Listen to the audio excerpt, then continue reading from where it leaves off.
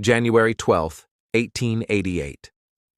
A warm winter morning turns fast. Skies go gray, wind screams across the prairie, snow hits sideways, whiteout in minutes. School bells are still ringing when the storm slams the door. Teachers face a brutal choice: stay or send them home. Some keep kids inside and board the windows. Others step out and vanish into the drift. Temperatures plunge dozens of degrees in an hour.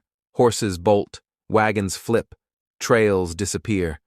By dawn, neighbors find bodies yards from shelter. At least 235 dead across Dakota, Nebraska, Minnesota, and Iowa, many of them children.